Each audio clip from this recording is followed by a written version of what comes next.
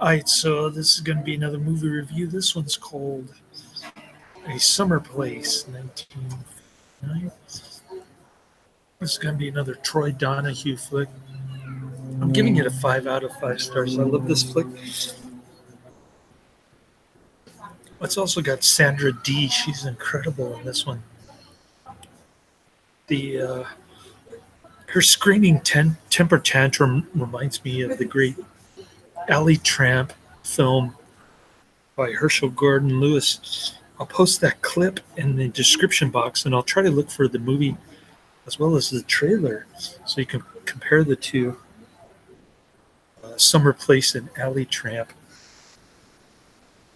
Somebody on Netflix was spreading a rumor that I alluded to in my last video, something about this movie selling hundreds of thousands of tickets due to it being banned by the Catholic Church.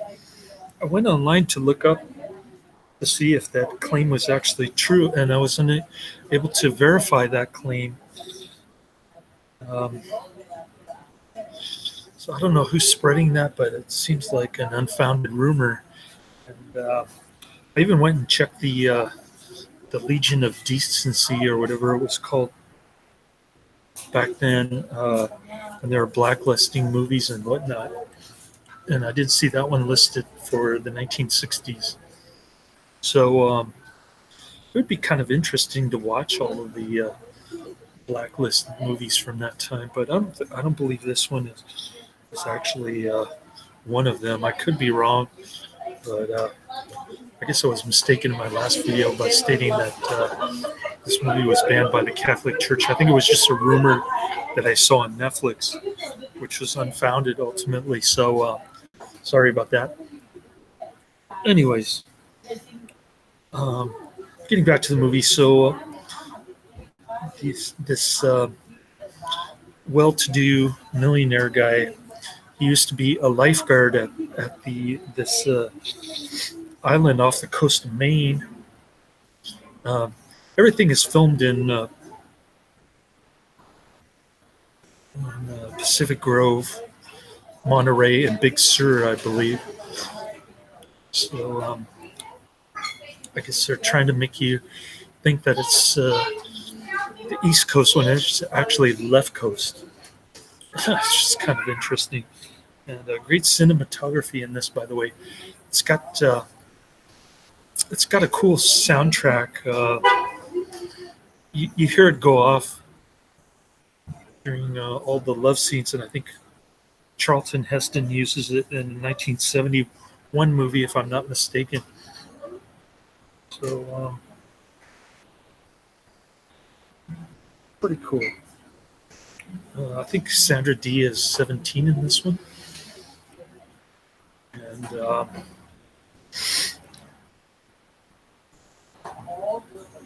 Troy Donahue and her are going through puberty, I guess. A little bit too much testosterone and estrogen involved in this one. But so the rich millionaire, he's actually knew a girl from Pacific Grove, home of the monarch butterfly, and man, I had a crush on her.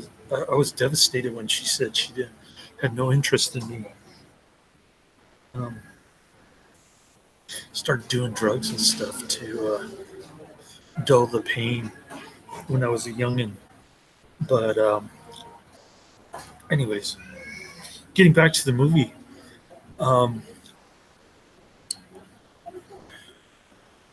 This millionaire guy, he used to be a lifeguard on this island, and he goes back there because he wants to see his young love there. And he's married with kids. His wife is a racist kind of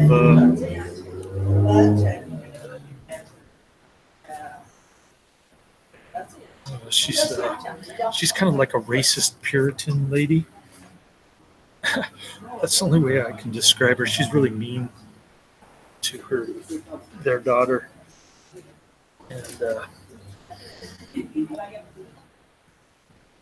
And then the other guy married a drunk 20 years ago, so she's not happy with their marriage either. Uh, so the two start having an affair. The unhappy wife. Their son is Troy Donahue.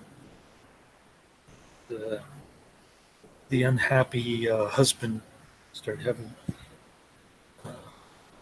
this love triangle affair from two different marriages, and they're talking about divorce and stuff, and how it's going to affect the kids, this, that, and the other, and the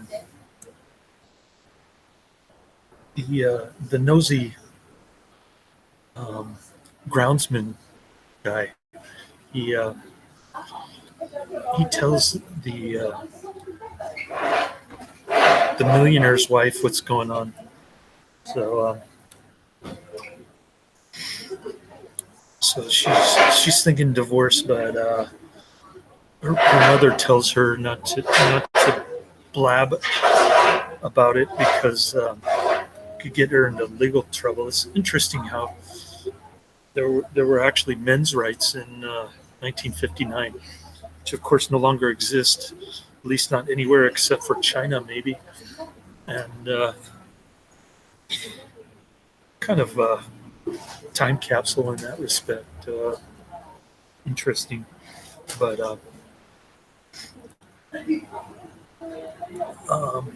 Troy Donahue and Sandra D, their boat gets capsized. They're stranded on an island. Then the racist puritanical mom starts going off, and she hires a physician to check out her body for any signs of sexual activity, I guess. And that's when Sandra D has her temper tantrum. I'll definitely, if I can find the trailer and the Alley Tramp clip, you can compare the two blondies screaming. It's pretty intense, over the top, hamming it up for the camera and all that good stuff. So, anyways,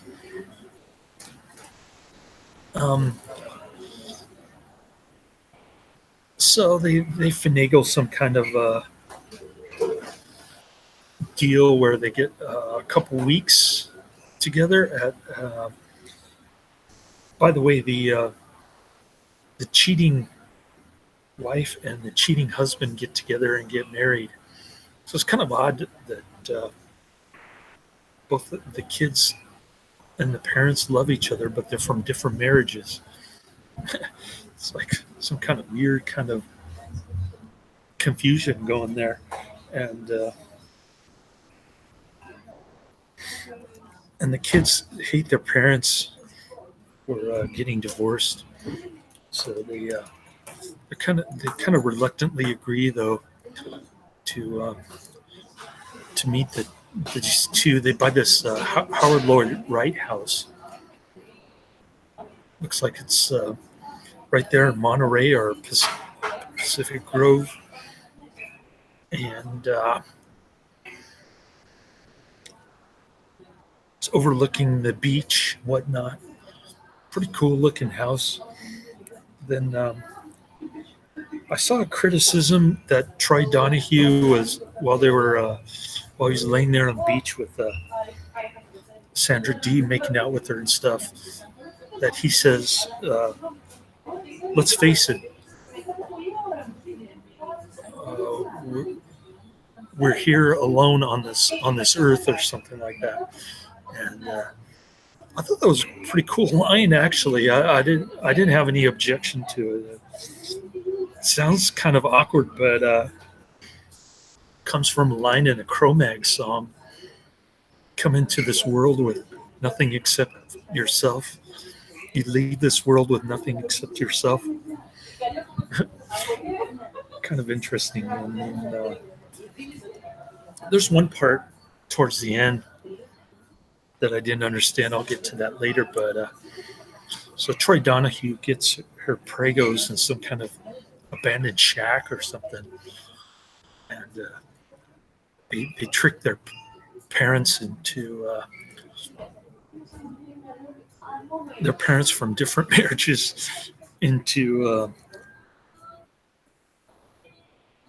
believing that they're going to see King Kong twice. And so Troy Donahue gets her Pregos off camera, of course.